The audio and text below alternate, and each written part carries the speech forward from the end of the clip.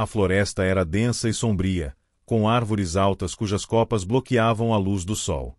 Chloe estava em uma pequena clareira, onde o ar úmido tornava tudo abafado. O cheiro de terra molhada e folhas caídas dominava o ambiente, e o som de criaturas se movendo entre os arbustos criava uma sensação constante de estar sendo observada. Ela ajustou a mochila nas costas, sentindo o peso do mapa desbotado que carregava havia semanas. Os rumores sobre a floresta eram antigos sussurros sobre um tesouro escondido ou, talvez, uma passagem para algo mais estranho. Mas agora, com os relatos dos pescadores de Lisboa falando de vozes emergindo do mar, tudo parecia conectado. Chloe não sabia ao certo o que procurava, apenas sabia que o caminho até ali fora marcado por símbolos gravados em pedras cobertas de musgo, alinhados com as marés noturnas.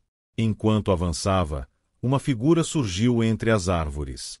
Era Ivan, um homem de jaqueta gasta e olhos inquietos, que estudava aquela área havia anos. Ele segurava um caderno cheio de anotações sobre correntes oceânicas e padrões das estrelas. Os pescadores não estão loucos, disse, baixando a voz. O mar está tentando nos dizer algo. As vozes têm a mesma frequência dos antigos cânticos registrados nos templos da costa. Chloe franziu a testa, lembrando-se dos desenhos de sua própria pesquisa, criaturas com tentáculos entrelaçadas às runas, como um aviso ou um convite. A noite caiu rapidamente, e eles acenderam uma fogueira fraca. Foi então que ouviram o primeiro murmúrio.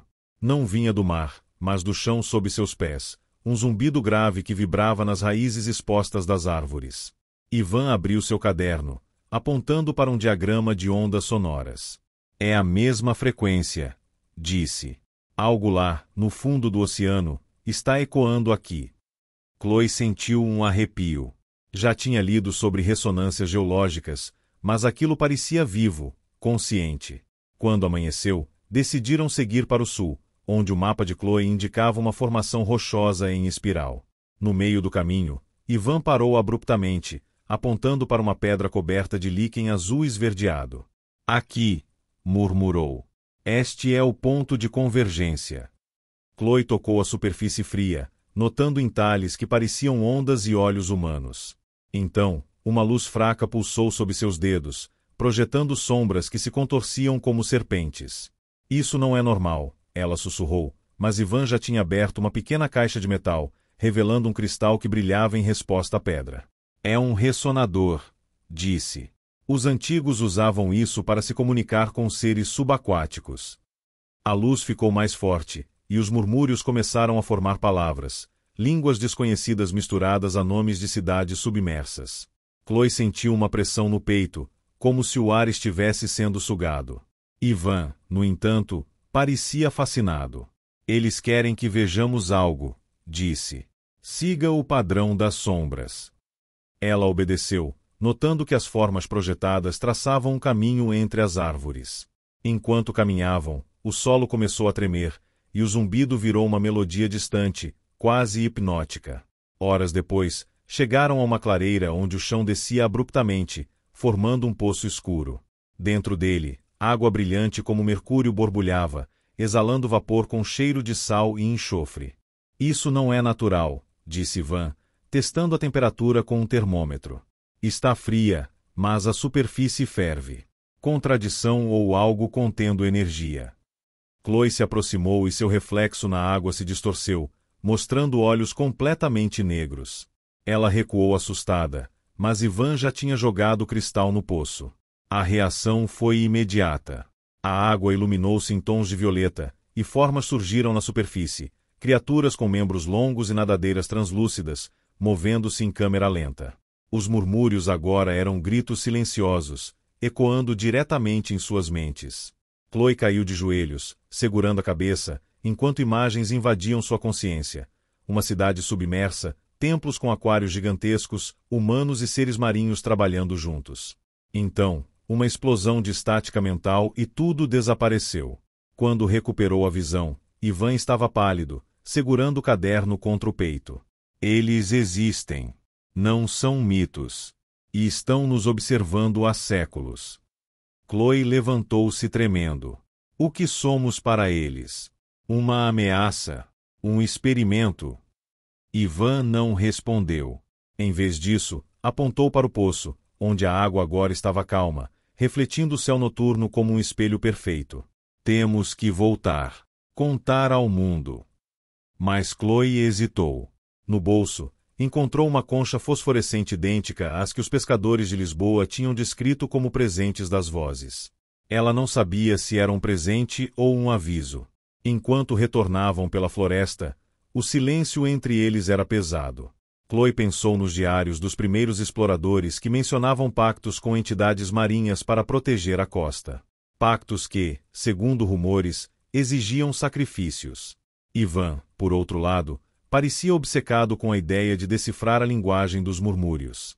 Se entendermos suas regras, disse, podemos negociar. Chloe não tinha tanta certeza.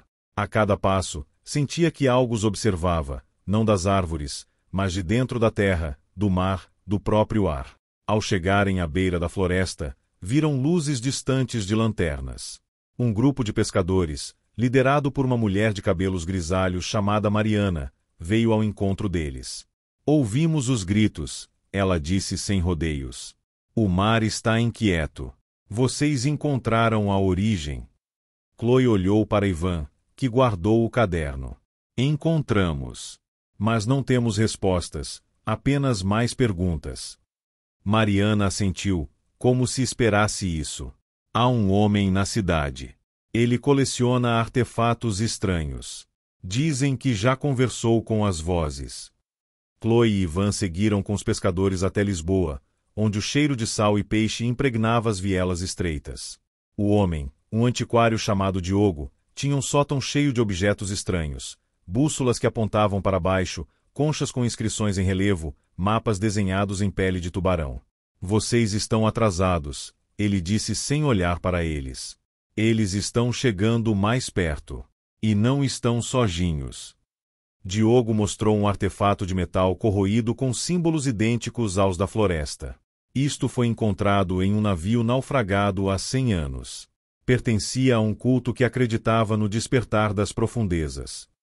Chloe e Ivan passaram a noite no sótão de Diogo, cercados por objetos que pareciam carregar histórias esquecidas. A cada momento, o silêncio era interrompido por murmúrios distantes, como se algo estivesse sussurrando nas paredes. Diogo não falava muito, mas suas mãos tremiam ao tocar os artefatos, como se fossem recordações de uma conversa antiga. Eles estão tentando se comunicar, ele disse, finalmente. Mas a linguagem é antiga, e nem todos estão preparados para entendê-la.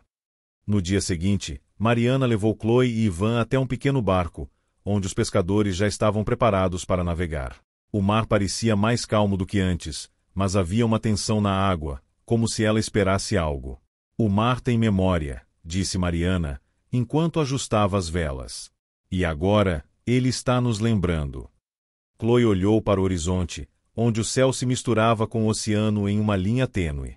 Sentiu-se como se estivesse prestes a cruzar uma fronteira que nunca deveria ter sido atravessada. À medida que o barco se afastava da costa, o vento começou a mudar. Não era o vento natural, mas algo mais antigo, mais profundo. As ondas pareciam pulsar em sincronia com o coração de Chloe, e ela sentiu que estava sendo observada não apenas pelo mar, mas por algo que vivia dentro dele. Ivan, ao seu lado, parecia mais determinado do que assustado. Estamos no caminho certo, ele disse, segurando o caderno contra o peito como se fosse uma armadura. Quando atingiram o ponto onde a água começava a brilhar com um tom azul escuro, o barco parou. A luz do sol refletia-se na superfície de forma estranha, quase como se o mar estivesse respirando. Chloe desceu para a proa, sentindo o peso do mundo atrás dela. A concha fosforescente em seu bolso pulsava levemente, como se estivesse se conectando a algo lá embaixo.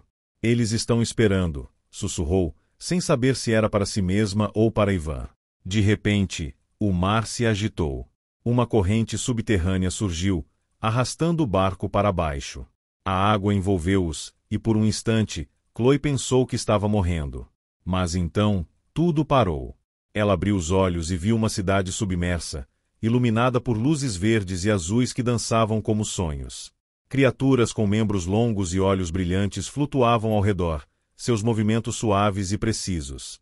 Eram seres feitos da própria água, e eles estavam ali, esperando.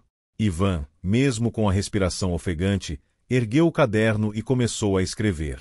Era como se ele estivesse traduzindo o que via, transformando o silêncio em palavras. Chloe, por sua vez, sentiu-se chamada. Não era uma ordem, mas uma convocação. Ela sabia que não poderia voltar atrás. O que encontrara lá embaixo não era apenas um segredo, era uma escolha. E ela precisava decidir se seria uma testemunha ou parte daquilo. Quando finalmente emergiram, o sol já estava alto, e o mundo parecia diferente. A floresta, o mar, o povo de Lisboa, tudo parecia mais pesado, mais consciente. Chloe olhou para Ivan, que parecia cansado, mas também iluminado. "O que faremos agora?" perguntou. Ele sorriu, mas não respondeu. Em vez disso, apontou para o horizonte, onde o mar parecia sorrir. "Aguarde", disse. "Eles ainda estão chamando."